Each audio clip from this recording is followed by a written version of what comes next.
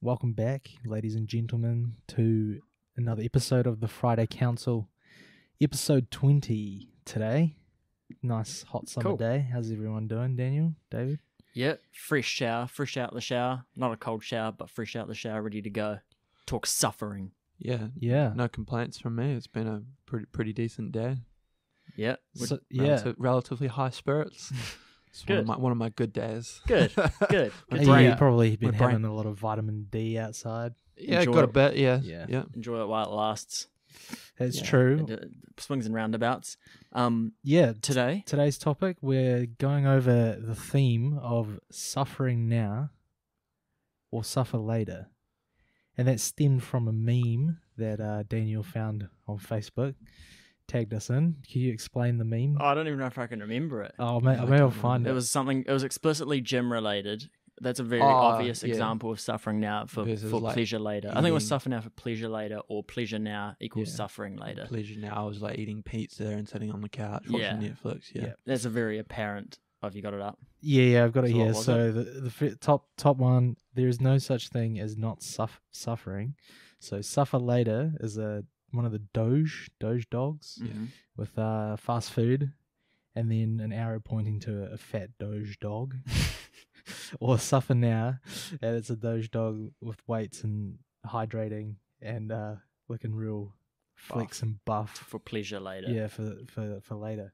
Yeah. Which is it's a interesting concept, because I think it's not really one to talk about. Like, in society we don't like to talk about suffering a lot, but the stigma has been removed.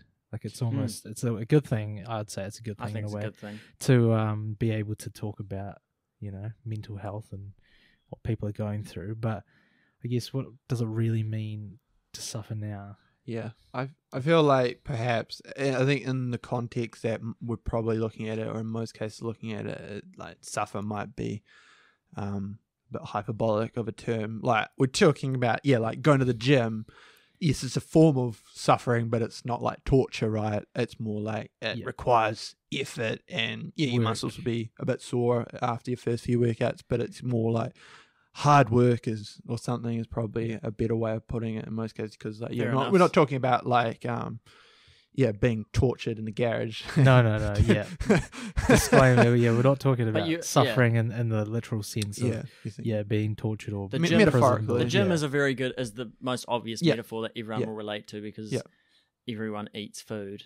And I remember it being said that if someone's struggling with food, say, it's not like any other addiction where you can just cut it cold turkey. Like, you have to eat food. It's not like I'm addicted to meth. The answer is just cut out meth. You'll be healthy without it. If you say I'm addicted to food, you can't just be like, stop eating food. Yeah. So it's like so it'd be like if you were addicted to meth, abusing it, but you needed a little bit of meth every day to survive. It'd be way harder. I get the point you're making, but technically you can go a significant time without eating food. You can, Yeah, you can. so But you can't it's- go cold to like it's like I mean, you You technically you could, can. could. You're not going to die, but and it's going to be a struggle. it's not going to begin be with. easy, especially if like you're used to consuming vast amounts of calories. Yeah, I get it. It's not practical. Put it that Yeah, way. yeah. It's technically possible that you could go on, but not forever. Like you Oh can no, with yeah, meth. like If you're eating a lot of Yeah. food, like you're binge eating, and then all of a sudden you decided, I want to make a change, and you can't, like, you Yeah. can go cold turkey, but it's not It's obviously not- wise to starve yourself. it's like it wouldn't be sustainable. It's Yeah. much better to progressively cut back your I food. think it's And I think that would still be the same even with substances, especially with substances that you can't. I don't know about meth if you can cut it cold turkey without it, like alcohol. If you're an alcoholic, you can't cut alcohol cold turkey, or you could potentially die from seizures. And same with benzos and various other drugs. That's so true. you do That's actually true. have to taper off a lot of drugs, or they can literally kill you. But that's a little bit of a tangent. Yeah. I did want to just mention that. Well, a point moving on from suffering, choosing to suffer now for pleasure later, or pleasure now for suffering later, and that everything, we've mentioned it before, kind of, everything is a choice, like not doing something is a choice as well. And in terms of suffering now versus suffering later, my personal one that I've struggled with is being too stingy. So with like monetarily, like not suffering as in saving. That's what would be in terms of suffering at the moment in this context, to be working, quote, suffering, not having like doing what you want, saving money, but then my struggle has always been actually spending it on stuff that I actually enjoy. Yeah, it's a discipline thing too. Yeah, I mean, I'm the same as you. I went through a big phase of trying to save every single penny, and then you kind of, I don't know, maybe it's not everyone, but like you see something that you want or you desire, and it's almost like you need to hit that dopamine and just buy it. So it's kind of counterintuitive. So just because you work hard, which we'll obviously encourage people to do, doesn't mean you should necessarily save every single penny, because you don't know how long you have on this earth. That's not like the YOLO, I don't even know what YOLO stands for now. You only live once. You only live once. Yeah, that's right. So there's like, it's like a discipline thing as well. Yes. I think that's something I'm surprisingly pretty good in that regard, and that I don't get urges to spend money often. Well, sometimes I get urges, but I'm pretty good at resisting them. I think a good like framework is to just like give it a day or a week. You think, I'll give you a personal example. Like a couple of years ago when I got rid of my old car, I was like, well, now I want to get a sick car, for turbo and stuff. Yeah, I remember you looking at the Subaru WRXs and stuff. Yeah, the Subaru B4. And I gave it away. I'm like, well, I hardly drive. I hardly go out, and generally when I do drive, it's short distances. And then it's, insurance will be more expensive. It's a higher risk of it getting stolen. Petrol will be way more expensive. It was like, it'll be fun for a week or two. It'll be super exciting to drive around in a nice fast car, noisy car, but that novelty will wear off. And so I just sat with that, and it just naturally, that urge dissipated after a week. So it's almost like I lived the experience of having that car in my head, which is what happens is, say, when you buy something, it's exciting for a little while, and then it's just like, okay, it's just part of my life now. We've all experienced that. You get the new phone, to consume some more. Yeah, so it's almost like I lived that process in my head, and that got rid of the urge. Yeah. You really don't want to be, as much as possible, you don't want to be getting any what's the word? Like personal value from stuff. Yeah, I really don't want to be attached to objects. Yeah. And within reason, there's nothing wrong with buying a new shirt here or there if you haven't bought one for a while. And like I bought it secondhand, to be fair, but I bought this shirt recently because I only had one or two. Some of them were getting holes and stuff, so I was like, it's a good time to buy a $30 secondhand t-shirt. Yeah. You still need to fill your life with stuff that bring you joy. And there's one. I want to tell a quick story about so recently, when I came out of the closet, the weed smoking closet, to my parents, one of the questions I'm asked was, well, why, like, you're so like healthy, like you're so body conscious about your own health. Why would you want to do that to yourself? And I wasn't going to be like, oh, it is healthy, Mum. I wasn't going for that angle, but I was like, I do that suffering, where I like will work out and eat healthy, eat like not as tasty things. It's not as pleasurable in my mouth, but it's better overall. So I can effectively have a holiday where I can enjoy, reap the rewards of my healthiness, and go like slam a full pizza and not. And it's not a problem. And that goes with everything. So that's just I was to say, it's almost like a moderation thing. Like if you're putting in the hard work early, like there's no harm in splurging or whatever every now and again, as long as you're managing it well. And if you're like, I think it comes down to knowing yourself. If you've got an addictive personality, which for me, yes, like you pick up something and all of a sudden it consumes you, and you want to just keep continuing with, used to gamble quite a lot, not like hardly ever anymore. But anyway, point being, like, if you can manage it well, there's nothing stopping you from exercising during the week and then having a cheat day sort of thing. But if it's like, it's going to wreck you and you'll snowball. Your body won't lie. Your body's very forgiving. It won't lie. Then maybe you need to cheat yourself and actually put in like barriers or boundaries for yourself. It's so much more enjoyable when like whatever it is that your vice or whatever you want to call it, if your vice is pizza or Coke or whatever. What Coke? Yeah, could be either one. Either for this example. Both are very valid. But yeah, whatever your vice is or your guilty pleasure, whatever you want to call it. You know, like I went through a phase like that last year where I was drinking lots of soda, Dr. Pepper, root beer. I love the stuff. Now I hardly ever drink it. But the primary reason was the trouble was getting my teeth. Your body doesn't lie. It's like, yeah, because I was consuming You it. can't argue Yeah, I with that. started consuming it daily, sometimes twice a day. So I think the last time I had soda was either New Year's Eve or Such an American thing to say, soda. yeah, wow.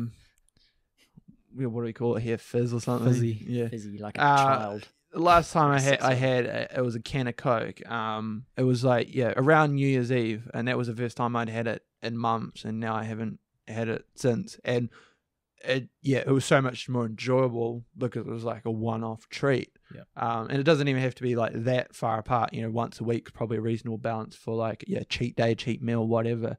And it'd just be so much more enjoyable if you feel like you put in work and you deserve it, rather than I think you'll subconsciously know, like, if you're consuming too much of something, that like you feel guilty essentially. You feel guilty, like, oh, like I enjoy this, but like it just feels like it's I mean, for me, like, just to touch base on that example, or one for me similar in senses, was able to go away on holiday last year, and I don't know, the satisfaction for me of, even though you've put in like 6 to 8 months of saving a little bit each week by week, dropping some things you want to do, being disciplined in your saving, well, that in turn meant that I could have a holiday where I didn't really have to worry about money.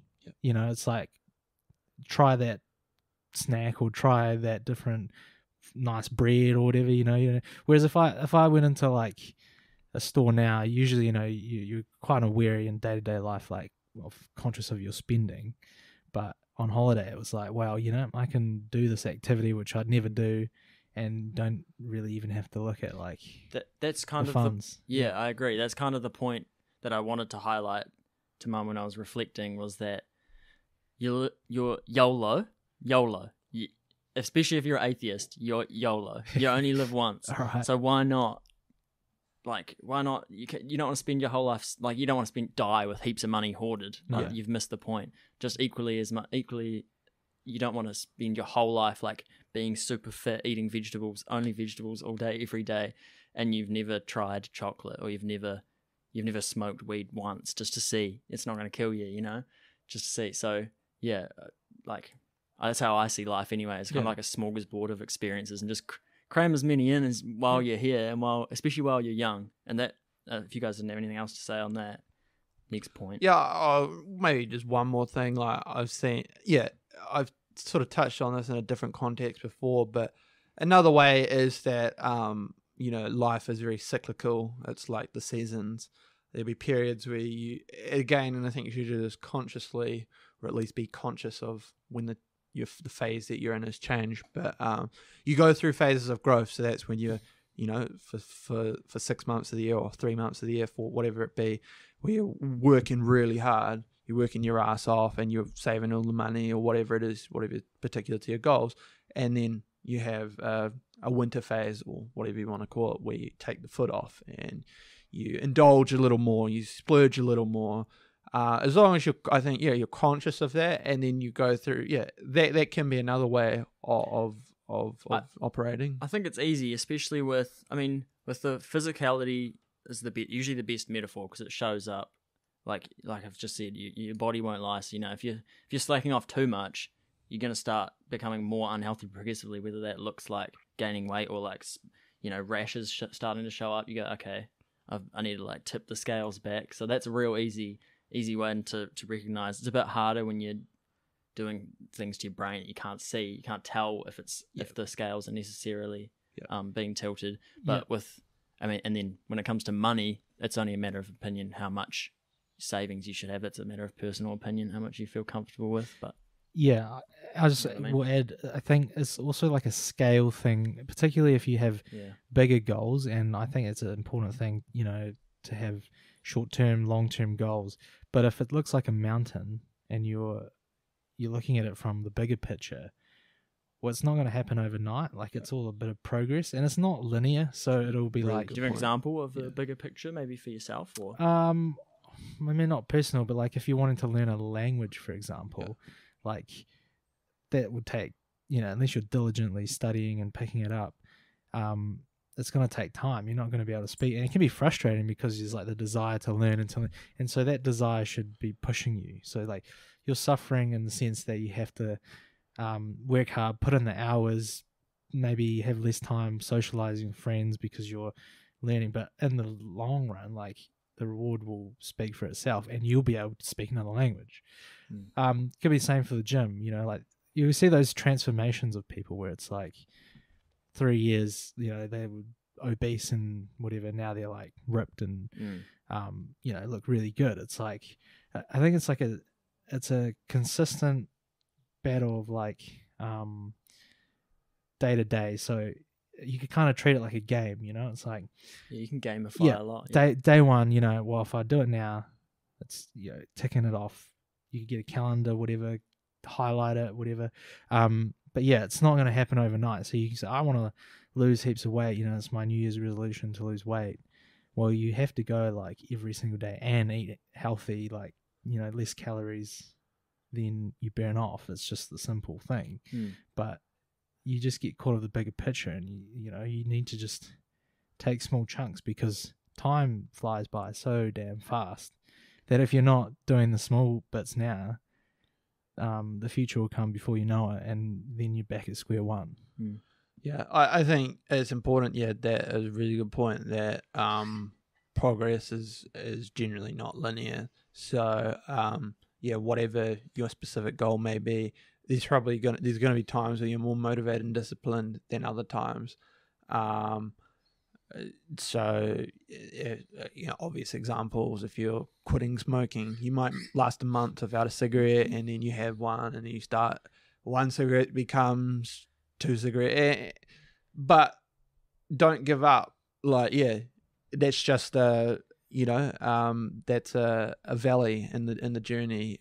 Don't then just say, oh well, I'm a smoker again. No, this is part of the journey. It was always going to be unlikely that I would completely abstain all in one go, but I know they do that with like Alcoholics Anonymous as well, where they give them the token and they count out how many days they're sober, and then if you fall off the wagon, it resets. But that's all good. It's not final. That's what I mean. You don't then just go back and become an alcoholic. I mean, obviously some will, but if you should forgive yourself and say, I've slacked off for a week or I've fallen back, but it's just part of the journey, and I'll get back on the way. That's quite interesting. They give Alcoholics Anonymous tokens. It must be you get like different ones when you reach certain milestones and stuff, and I think then you would have to give them back if you fall off. But as I say, it's not, you can get them back. I was just bringing that up because people are simple in that way. Obviously, clearly, that it's like as with with health and the body being real manifest and real obvious if it's something's working or if it's not. That I suppose that's an attempt to try and do that with that addiction. To alcohol, they will give physical tokens so you can see them and amass them physically. I think you just also need to be a little bit cautious. Like maybe it's my personality, but I would say there's no harm if you take a step back. We're humans and we make mistakes, and you shouldn't let that get the better of you. It's then how you progress in the next day. But if you start seeing yourself kind of using it as an excuse, well, it's like it's all right, I can have one bad meal, and then you're more likely to do it again. But so it's like the moderation thing again. So there's an element of self-love in there as well. You don't want to be too harsh on yourself. Have to be. There's a few balancing acts that you have to play. I'm happy to give a personal example, which I briefly sort of mentioned when we were away. Like, alcohol is a substance that I've struggled with since being a teenager. So it's something that I don't drink much anymore, but I fell back into a bad habit it was induced by pain. That's an excuse, but that was so that was a convenient excuse for me to start drinking again when I had dry socket from wisdom teeth removal. So it was a convenient excuse to fall back into drinking a lot. And drinking is not something that I want to be a big part of my life. And with the exception of last Friday when we were on holiday, which I felt was a reasonable, and with other people, not drinking by myself.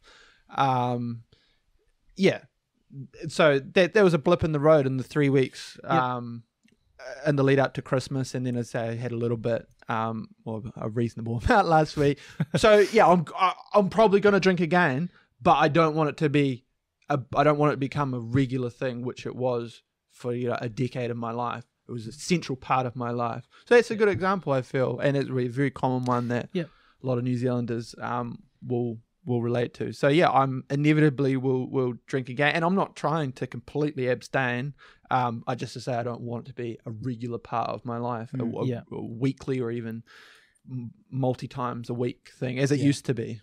So. Yeah, for me too. Like it was more a few years ago, but when I would have like a night owl schedule where I'd be going to bed 2 or 3 o'clock, and so I used to go exercise at like midnight, thinking like everyone's asleep or doing their thing. I'm out here like putting in the work, but then on my way home I'd be like, oh yeah, go for a Macca's run. I've put in the work now, and so it was like almost like treating it as you've put the work in, now you can enjoy it, but it wasn't getting anywhere. Yeah. Okay. Speaking of excuses made, that reminds me, I couldn't think of anything, but then yes, I had it. I remember when I first had tried cannabis, I thought, I know smoking's not good for your lungs, so I'll do one run for every one time I'm going to smoke it. And I held that for a bit, and then very quickly you can imagine what way the scales turned. Who goes, even the most fit of us can't be bothered going for runs now as an adult. It's pretty punishing. You kind of like negotiate with your internal voice. You're like, well, if I do this, then I can do this.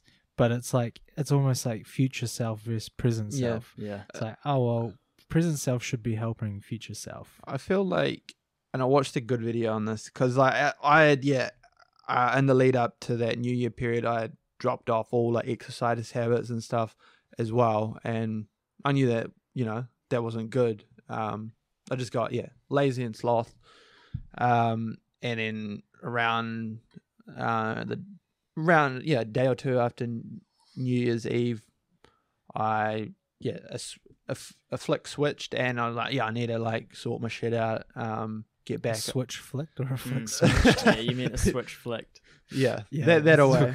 I got what you mean.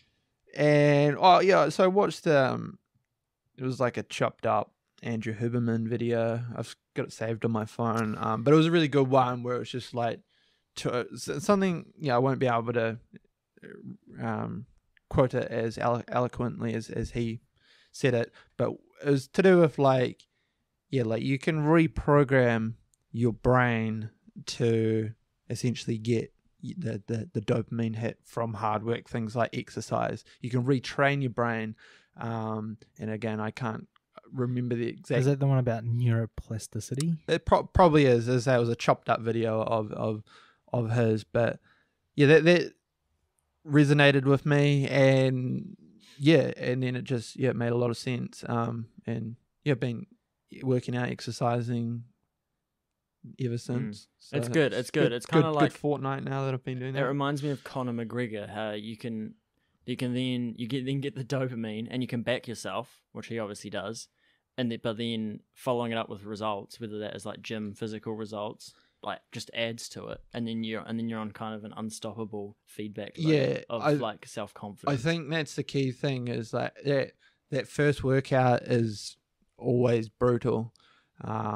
Especially for physical, like lifting weights. I remember bench pressing again for the first time in months, and it was just DOMs. That is afterwards. I actually like that feeling because it's like your muscles. Yeah, you've done well, but it was just that the struggle, and you're just like, oh, I'm so weak. I used to be able to do this easily, But if you push past that first workout, the second one so much easier. And now I'm back to the point where I actually enjoy it. So that's it. My brain has been retrained Sick. to actually enjoy that. Leg day is still a struggle, as it is for Yeah. Yeah, for leg many day others. But I sucks. love doing upper body. I still do leg day, but yeah, it's not quite as enjoyable.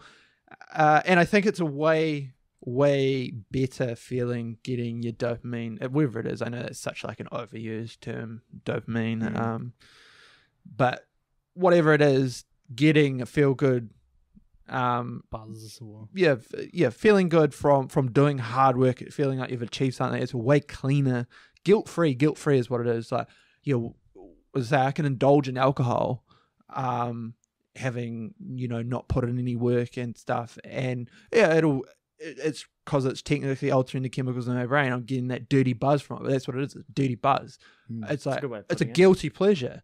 And so I feel good, but it's like, but it comes with strings attached. Whereas you put in the work in the gym, at work, business, whatever it may be, just reading books.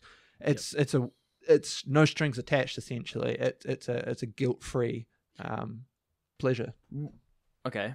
I wanted to ask you guys, exact same in concept, but over a temporal scale. So working hard / suffering now or before now, ideally, versus so you can cash out in your retirement, which is how our society's set up, right? You just work until you're 65, so you're basically suffering till you're 65 for all intents and purposes, and then supposedly you can have a holiday. But what do you guys reckon about that, and possibly advice for I think it's even younger? terrible, not in the sense that people like. I think it's because when you get to 65, you're not going to just suddenly enjoy sitting on the beach all day every day. I think it's a stupid concept.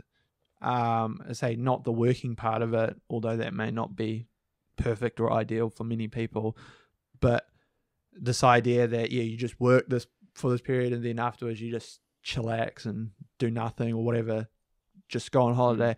I've seen it in my parents, especially my father. It's a little bit better now that my parents are both retired so that they can do things together, but it is bored because he's retired and now he's just sitting at home doing nothing. I think it's also hard for everyone who's younger, especially us, because it's like unfathomably far away to imagine what it's going to feel like, intrinsically feel like to be that old. But I can't imagine, and when we're that old, we won't remember how well we felt right now, exactly, because it's such an airy fairy thing. But there's no way you're going to feel this like sprightly and you're like, oh sweet, I can like start investing in stocks. I can go work out tomorrow, and then you're just not going to have the energy. And it's easy to forget that, I think. Be like, I'm pretty I'll lucky. be the same as I am now. I'm pretty lucky in that I do have a lot of time. Just due to the nature of that, I make money from the value of my decisions, not the time I put in. So I, at the moment, although I'm filling my time a bit more now, but I know what it feels like to. And that's what I mean. It's not a good feeling to just sit at home and watch YouTube videos all day or lounge around. So that humans, I don't think that, maybe there will be exceptions. Maybe some people will get a kick from just sitting and reading books all day, and that's cool. I think for a lot of people, that day will never come. Humans, most of us, I believe anyway, are designed to be working on things. It doesn't have to be like a job. It can be like hobbies. You build chairs or whatever. Do you reckon there's going to be a split in that between male and female? There could be. I can only speak as a male. So it's possible that that's more of a masculine desire, drive to be doing things. I don't know. I can't confirm I would that. say. In my anecdotal experience in my life, but I think a way better way to look at life is just Generally. look at it as it's one big thing, not this thing that suddenly changes at 65. And for a lot of people, they do continue working past 65. And I think a big reason, some of it will be financial because, I already see it with my parents and they are, higher end of the middle class. They're feeling the pinch a bit, at the moment. It's not as fun as it was promised to be. Like, it's no, carefree. and they've had to pick up like odd jobs now, like doing exam supervision and stuff because they've realized, oh shit, this money isn't. So I think it's just a way better idea is to, an ideal world, find a job that you enjoy, or start a business that you, whatever it be, find a way to make money that you enjoy, and you'll probably just want to keep. I mean, you'll probably change, like your interests will change over the course of your career. But I think that like a good example would be like Clint Eastwood. Like he's like 92, and he's still like. I think he still acts and certainly produces movies because he loves what he does, and that's what I mean. He didn't just turn 65 or 70 and be like, "Well, I'm retired now." No, because he loves what he does. So I think in an ideal we'll find, and it doesn't even have to be like your dream job, or just something that you get reward. Like you feel like I'm doing a good job here, and I'm doing a service to society, or whatever it is, you know. Yeah. Do you think it's all of our parents' faults, but your parents are slightly older and already are retired? Are your parents retired? Wow, one parent's retired. Okay. Do you reckon they're sold kind of a bit of a yarn in that way? Yeah. Like, it's not really their fault to have expected it, and then all of a sudden facing the reality and like, no, and it's not quite as good as it was. You could get quite conspiratorial with this and say that the system has been designed to be like a beehive, that the powers that be, the economic system needs you to work this job for 40 years, or 45, 50 years, whatever it is, so that you pay your taxes to prop up the system. Yeah. And I just want to mention a couple of things. Yeah, sure. Once you're finished. So, I do. It's, as I say, you could. There's an whether it's a conspiracy or not, it definitely helps the rich get richer, I guess. I don't even think it's as like I think it's more if you think about just all the things, and we can, it would be a little bit of a tangent, but like we're reaching a tipping point where birth rates are below replacement rate. It's not necessarily like this group at the top that's profiting from it, that may be part of it, but just the everyday things, the hospitals, to keep them running, people have to pay taxes, all these, to build roads and all this stuff. So you have to have all these bees working to keep the colony functioning, just for things that we all have basic everyday need access to.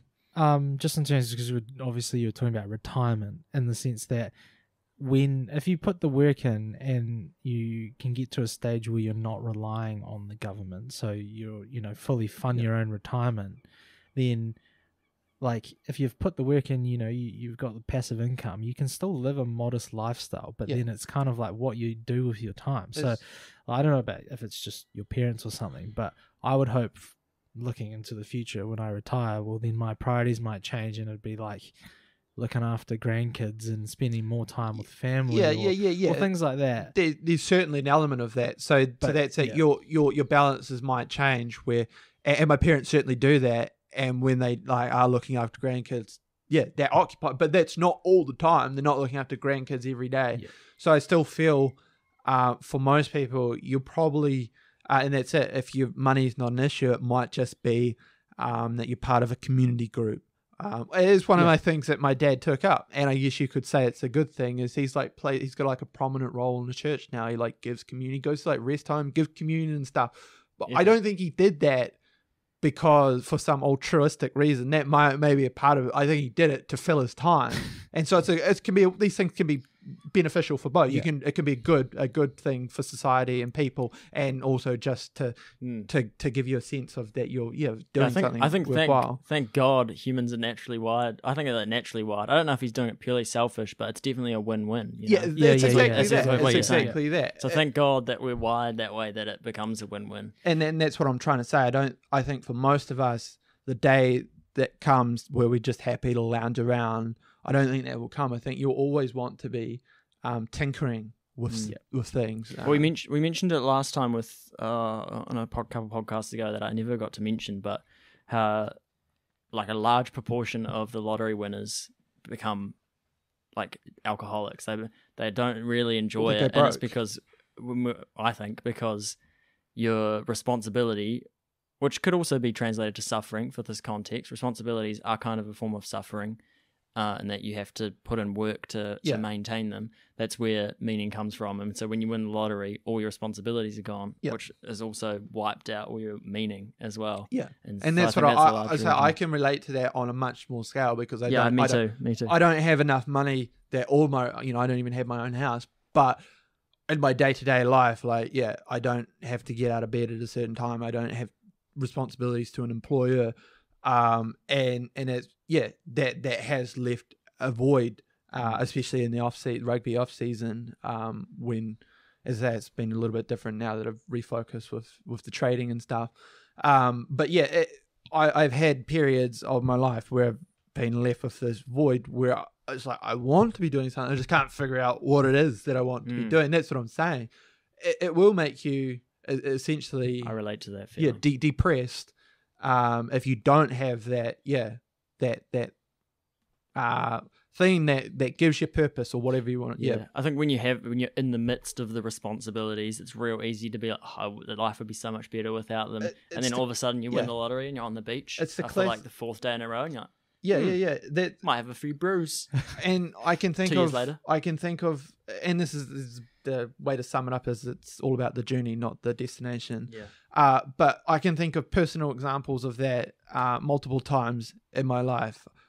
I can only think of one off the top of my head, but I know it's happened more than once. But a good example, like finishing high school. It's like, oh man, I hate high school so much. Yeah, I can't wait to finish school. Yeah, and then be able to do what I want. Yeah, work then, to earn money, you know. Yeah, and then school ends, and it's like, oh shit, now I'm no longer around my friends all day. I'm no longer in, essentially, Facebook in real life. Yeah, it's the perfect analogy. That's what it was. You know, there's all little dramas and subgroups, and there's always something going on. It's very stimulating. It's very stimulating, and then all of a sudden that's gone. You didn't think about it.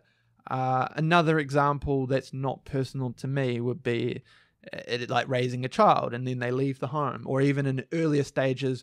If you think about the most intensive years, probably the first 5, even the first 10. Two would be probably the pinnacle, wouldn't it? First 2 years. The first 2 years, especially for the mother who's breastfeeding and stuff like that. And you're like, oh, geez, there's so much hard work, and then it's gone, and then you're like, oh shit! Like now, what I do? That's what I mean. Child. Yeah. Well, a lot try do. And chase that. A lot do. Chase the high. It's probably redose.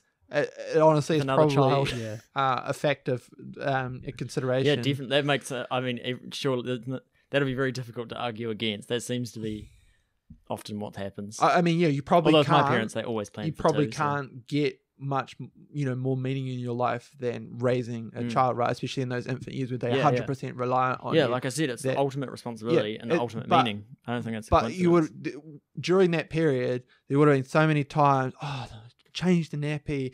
It would have been so many times that you were pissed off, you were upset, waking up in the middle of the night. You would have been furious. At the time, you would have felt like shit. But then when it's gone, it's. So there's really something to that. I think the vast majority of humans enjoy having some degree of responsibility, and some, I think, man or woman, yeah, for sure. And I think a key part of it is also seeing like results. So like you can see the results of your nurturing a child. And I think that's where a lot of people, and this is a common thing that I've heard, probably guys like Andrew Huberman and others talk about on YouTube, like this, where a lot of people are going wrong with these modern jobs, is it doesn't feel like they're part of something, like it's a meaningful job. Yeah, they turn up in the office every day, but it doesn't feel like they're driving the company in the right, it doesn't feel like it's a change in also just business acumen in general now. It's like it used to be a thing past 20 to 50 years where if you were part of a company, it was like your culture. You were embedded in the you're a company man, you're loyal to the company. Now it's like thrown out there where you should change jobs every 2 or 3 years to build your income, and it's like, well, where is I can see the benefits to both, but then you kind of lose purpose if you're not sticking to something. Well, it depends on the job. It is. But I know what you mean. Yeah. Good. There's a meme. You've probably seen this meme thrown around. It's like when tradies drive past like a site that they've worked on. It's like, and that's it. That's so me. like, that's me. So even though you don't enjoy your job, I do overly. Okay, I really do. But that's it. So maybe if we're talking like a perfect world, it's like a dude who's running his own building company or contracting or something. And like, he's like super proud. It's like, I built like a house for someone, or I fixed, I did something that had meaning. I put in work and I can see the fruits of my labor. And so I think that's the key is seeing that your work has like produced some sort of result, and there's probably not many better other than raising a child, building like a physical structure. But it doesn't have to be that. If you can just see that, like your role, as I say, and that's a good example.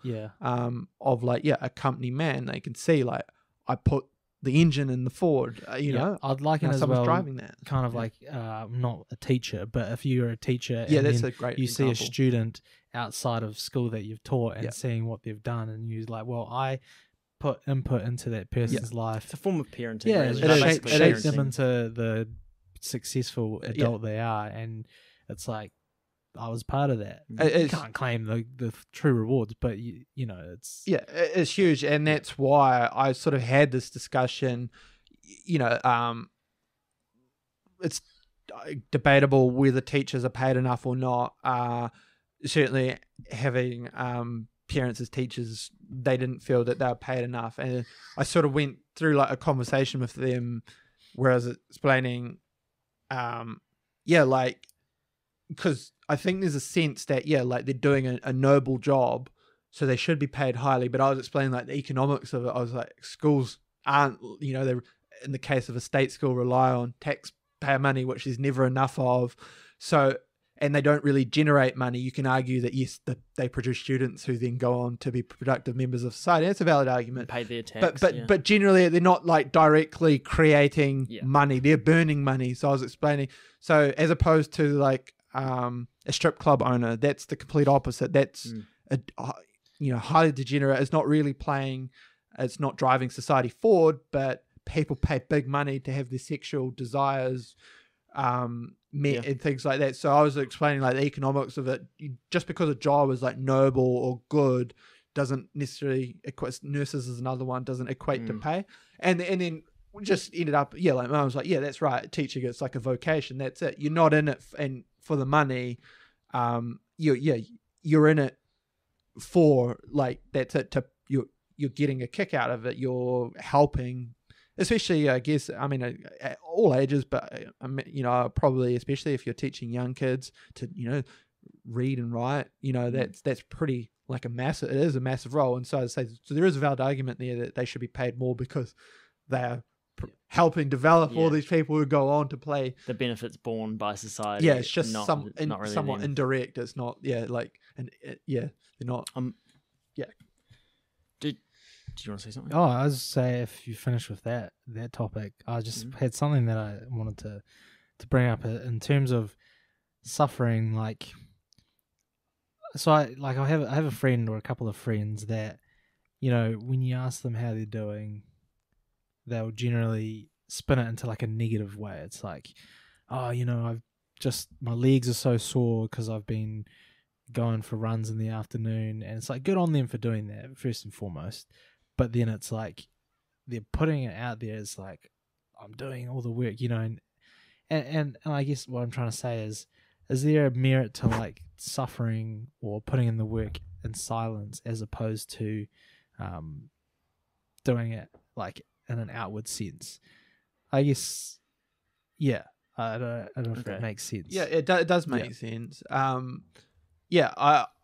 think there is. I think, we briefly touched on this before we started recording. It's pretty related to this, but I was saying like when I left high school and I was a very lost individual and I was seeking ways to, make money online because I wasn't gonna be working a regular job, and so like I stumbled across the sort of self-help niche, whatever. Most people probably know Tony Robbins. He's kind of the main man in that industry. And as I take his stuff with a grain of salt, but the one thing that from watching all those videos and reading those books and stuff that stuck with me is take responsibility for your own situation and don't complain. And somewhat of a tangent we touched on, like life in another pod, life is not fair. And this is where it can get murky because you're going to be like, oh, but I was born into like this abusive family. So you'll know if this stuff is for you or not. It's not going to be for everyone, and I'm not saying that if you're born into this horrific situation that this is the right advice for you. But if this resonates with you, which is for me, when that really resonated with me, and it really stuck with me ever since. Just don't complain. Like bad shits will happen to you. Life is not fair. Like lots of little things are gonna go wrong, and just take it on the chin. And as I say, we're all human. We'll have moments where you will complain, but snap out of that quick. And just I think you can get so much further, and you'll feel so much better about life if you can train your mind to just I think what I was going to say as well is I remember this is a habit that I had a few years ago, or even coming up to recent times, where people would ask you like, hey, what have you been, if you haven't seen them for a while, what are you up to? And you're like, I'm doing this and this, or that you tell them you're working on a goal, but then if you don't actually complete it, you kind of feel like a fraud in a way. It's like, or like if I say, I'm trying real hard to go to the gym, or I want to look buff or whatever, and then you fall short. It's like, well, I'm kind of like a failure. So if you don't tell people what you're doing and you just do the work in silence, well, it's like, I think there's probably more merit there. It's like, well, if you bump into someone a year or 2 years time, then you go, wow, man, that guy's been putting in like so much. He looks so good, like he's lost a heap of weight or done whatever. I don't know if it's better or worse in either case. I couldn't say one is definitely worse or better, because some people, it really helps them. It like feeds back to them to motivate themselves when they tell other people. Not that's really for me as well. I like to do things in secret and then come out and be like, I think this is from the Bible, and this is I think this is great, because you don't have to be religious for this to resonate. Resonates with me is I think it's God, I don't pray for an easy life. I pray for the strength to endure a tough one, or something along there. I didn't get it right, but sounds like what they say, like Alcoholics Anonymous almost. I think I think they grant me that has serenity close Christian ties. I think it does. Yeah. But that really resonates with me, and I think if you can, again, it might not be the right piece of advice for someone who's in an abusive relationship. If you're like one of us, you're just this regular dude whose life's, it might resonate. So, it resonates with me. I think that's really good. And I sort of think about that whenever I'm in a bit of a fix. I'm in a bit, and then, you sort of like just meditate on that for a moment. And I can't say much more than that. It just resonates with me. And I think that's a good way to look at life. I think so too. And oftentimes I just see the Bible and other old books as essentially like the world's first, or maybe the world's best self-help books. Great point, because it's certainly, if you want to look at it. No, I've seen I just want to say you don't have to be. I'm not very religious. Well, I am Catholic technically, but so maybe I'm just coming back to my Catholic roots. But no, I don't think you have to be like that's it.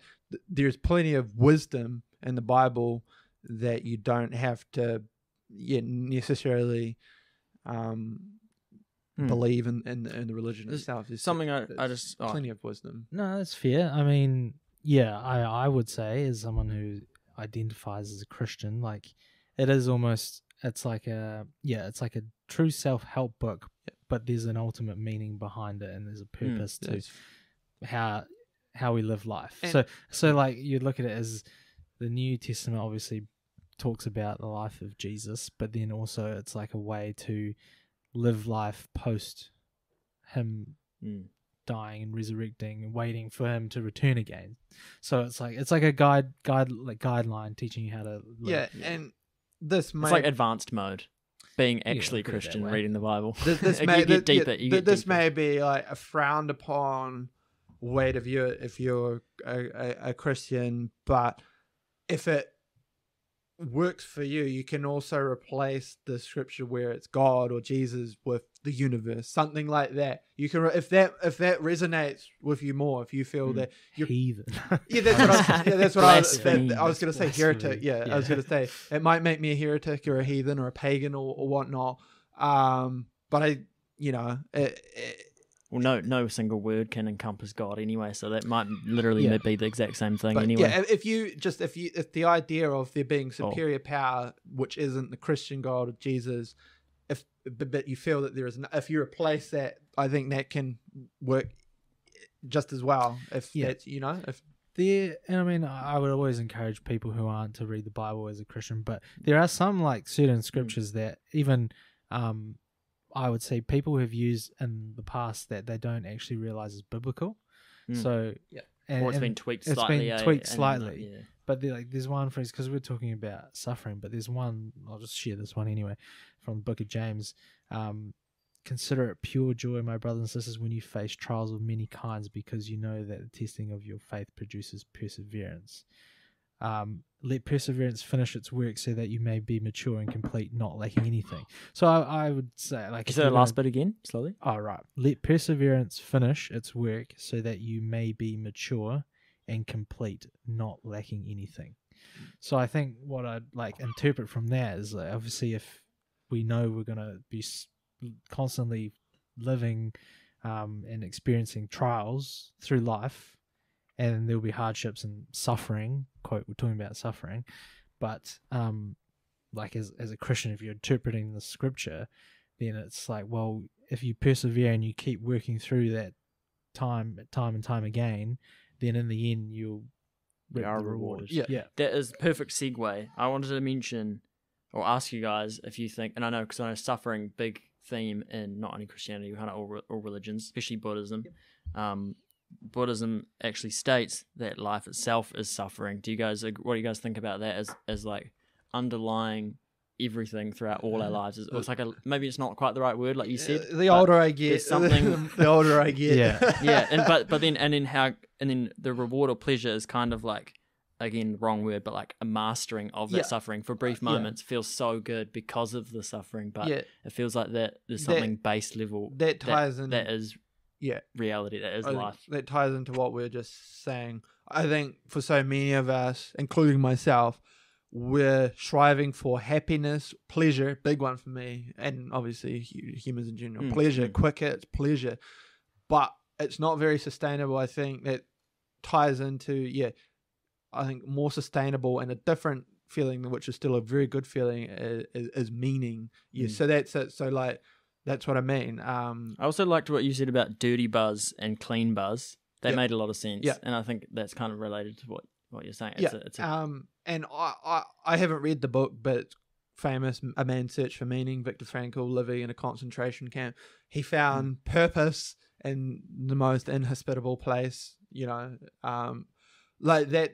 Again, you don't have to be that extreme, right? So, but that's just an example of someone who was in the most extreme places. Do you want to give the quick, like a 30-second synopsis of that? Yeah, well, so I haven't read the book, but I know what it's about. I know that. What's it called? I'll look it up. Man's Search for Meaning. Give it because I know it's a bit of a story, but give it a real quick. Yeah, so he's a Jew in a concentration camp, and so that's presumably slave labor, malnourished, all of that, and he's seeing everyone around him lose hope, but something so that's, I haven't read the book, so I can't tell you exactly what it is, but he found hope in something. He gave something which gave him drive, which probably played a big part in him staying alive, because I think it's another big one for humans is, and I think this is when what leads people, if they have a lack of hope, is when suicide becomes much closer. People, I think, so. Yeah, hopelessness is big. So there's a lot of people in the concentration camp naturally very hopeless. They couldn't see a better future. This is the end for me. But he found a way to find hope that things for a better tomorrow, a better next year, whenever it would be. I think that's the gist of it. I can't tell you the exact details of it. That is it, and like I think you saying just that, like what did you say? Something like suicide was closer when you don't have as much Yeah, hope. Suicide I becomes think closer, that and I think that's it's not hopelessness would tie into severe depression, but I think it's the hopelessness aspect. That's when people start looking for a way out. If you've got hope, just something to cling on to, I think that gives you drive, even if you feel like shit. You could be depressed. I agree. But if you hope, you can just got this little inkling that 10 years from now things could be better. Yeah. 5, whenever it is, that will give you a little bit of drive. Life may still be hard to get out of bed and all of that, but you won't reach, be like, oh, I need to end this. I think hope close is a good word, because as morbid as it is, it's always an option for all of us, and you could, and then if you don't have hope or belief that things are going to get better in the future, then you could wrench it right down to something like, I don't know. I don't want to. I don't. Subject, but you could lose your job and then be like, oh sweet, what's the point? Yeah. I don't think it's. For some people, they'll be like, oh, lose the job. I'll find another one probably. But if you don't, I don't think it's possible to function for very long if you're truly hopeless. I think, the end is nigh. If you lose all hope, or certainly if you do survive, live, it'll be a very dysfunction. You're probably going to turn to heavy substance. Things like it's going to get real messy. But if you can just claw on to hope, as I say, you might not be living the perfect. You might still be struggling to get out of bed, and that's what I mean. You might be unemployed and all of that, and real depressed. But you just have a little feeling that things can get better. I don't know how, and I don't know when, but I just know that it's possible. It's not impossible. Because I think that's, faith. Yeah. Faith's the word that comes to mind. Reminds me of, like, I think it's Fight Club. The losing all hope was freedom, but it's like complete opposite. Well, it depends how you. I'm trying to think of the context of that. Just forget what I said then. No, you got to think about that. It's an interesting point, because I'm thinking, is that in the context of like hoping in terms of like the Obama Hope campaign, like, we're going to build this big, we're going to live, we're going to have all these material goods, which is heavily tied into that movie. You're going to, is that? I read it as being attached to hope in like a more Buddhist sense, where like the attachment and like the hope that something will turn out a certain way, and when it doesn't, it completely ruins your day. Right. If it doesn't turn out exactly how you wanted it, ruins your day. If something or other. If hoping for like an early finish on a Friday, and then instead of at 3:00 you finish at 4:35, and then it's a normal day, but because you hoped that it was going to be an early finish, it completely throws you off.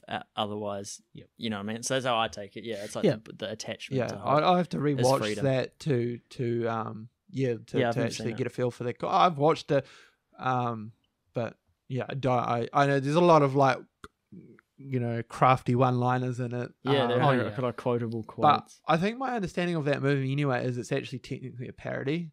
So a lot of people in the red pill community, it's kind of like The Matrix, how The Matrix is kind of a terrible red pill analogy, because it's actually made by transgenders, and it's a transgender like analogy. The whole red pill thing, it's about accepting that you're going to be a man or a woman, not or whatever you're not. And so it's ironic that it gets used by people who are typically highly anti-trans and whatnot. And so it's same with Fight Club. I believe it's like a parody. It's meant to be like the Tyler Durden character, who's the Brad Pitt. That's meant to be like taking the piss essentially of like that red pill character, the stereo alpha macho. Ooh, look at it. It's I believe it's like hammed up the character to like an extreme. So and it's meant to be taking the piss of it, like that's trying to actually paint an example of how pathetic that is. Arguably, I believe that's the actual case of Fight Club. But if you just take it at face value, it's like, that's the quality of a good movie. It has multiple levels like that. You can watch it as a child and be like, "This is sick," and then watch it as an adult and reflect when you're depressed, and realize the truth of it. Yeah. Cool. What do you reckon? Should we end on that note? There's nothing else I really wanted to say. Oh, yeah, one thing I wanted to say was that I think the general advice that you would expect someone to say would be, and especially in the context of suffering now versus suffering later, when we're talking about temporally, so like in our 20s, young generally, work hard now. That's lesson you get from the parents in society. Work hard now, and then so you can enjoy life later. Yeah. We've already kind of maybe alluded to the fact that it might be a bit over-promised, overhyped, but actually, and off that, I think more people, myself included, need to be reminded and realize that now is almost as good as you're ever going to feel, and Yeah. I think almost the opposite, not the opposite, because you still need to be taken care of when you're older, but you really need to enjoy the responsibilities, quote, suffering that you have now, whether it might be a child and you might be like, or a job you don't like. You have to somehow figure out to enjoy it now. Yeah. Because if you're doing it anyway, and like with complaining, it just adds an extra layer of L to the situation. Well, it's a whole extra. Just to briefly touch back on that, another like key concept or to that is if you think about, and there'll be the person who says, "Oh, well, I complained, I got a refund." So in the right circumstance, Yeah, true. yeah, I was That's a good example. I will start by saying is that in most cases, complaining won't like change anything. So there's just no benefit to complaining. It's a quick hit. Like it makes you feel sorry for yourself. You want to feel, and then you want other people to feel sorry for you. So it's like one of these dirty pleasures. But as I say, like complaining in a valid situation in a respectful manner is obviously valid.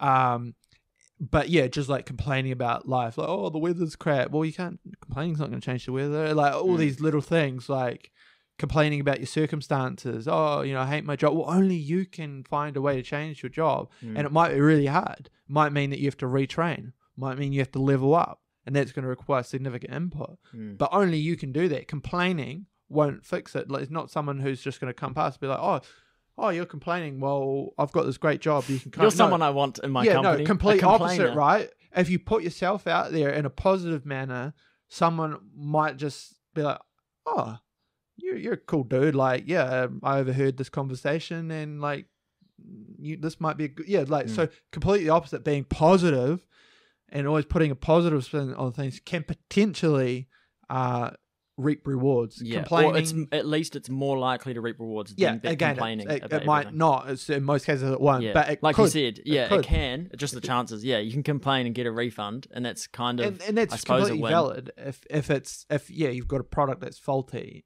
but you probably don't want to be like, oh, fuck you and all that rude person. But if you complain and say, hey guys, sorry, your product's faulty, like that's complaining within reason we're talking a different mindset. Yeah, we're talking more about complaining about yourself, your circumstances, your life, as opposed to complaining about a tangible thing, which is completely valid for sure. If you feel if it's not worth your time, then don't. Then that's equally as valid. Which I think, I say, I've had that in cases where something hasn't worked as it should, but it's just not really worth. In terms of that as well, I think, and myself included, just don't quite properly, seriously, like really seriously visualize what I want and what I want my life to look like until maybe more recently. And even now, I don't spend that much time on it. But vision board, I've read that they're good. I've never done one myself where you pin up something with like your dream life on it. Yeah. I think there's really something to that, and too many of us, and I think it's kind of sold in that way where it's like, don't worry, like just ignore your unhappiness about the situation. Don't bother trying to change it. Just wait until you're 65, and then everything will be all right. Just wait till you're 65. For me, like touching back to where you're going, and it won't be 65 by the time we get to 65. There's no way. Yeah, it'll be at least 67. We're closer to 70 probably. You're gonna have 50 years. It won't be drastically more. It'll be 67. It can't be too much more, I guess, because at the minimum. But yeah, like where you were going with like this idea, like work hard now and then like later on. Like I don't think that the idea is completely false, and I think really the key takeaway for me is it's one of these things where the Goldilocks zone is enjoy the journey, not the destination. So that's it. Find enjoyment in what you're doing now, with the knowledge that you will eventually, hopefully, if you do things right, end up in this place where it's supposed to be, the Valhalla or whatever, but it really won't be. So that's it. Find enjoyment in that journey, the process, I think that's the key, and I still think like it's a good idea. I think like the ideal destination is that yes, you have financial security so that you can do whatever you want. But yeah, you'll probably, as I say, once you get to that point, you'll still want to be working on things, as I say, whether it's a job, a business, or just a community like that. You might just decide you want to like do a whole lot of volunteering or something. Yeah, you just Yep, I know what you mean. Good point. Yeah. Well, I don't know if it's all right with you guys, but I think this may kind of be a good wrap up, which this is the Serenity Prayer, which is or sometimes used in Alcoholics Anonymous. Sick. So you interpret it with a grain of salt or however you like. But anyway. Read slowly for my slow brain. All right. God, grant me the serenity to accept the things I cannot change, the courage to change the things I can, and the wisdom to know the difference. Yeah, it's very, very sage advice. So I think maybe we'll end on that note. Yep. Epic, the Serenity Prayer. Yeah, That's thanks cool. everyone for listening. Episode 20, and we'll see you for the next one. Sick. Thanks, Peace guys. out. Bye. Peace.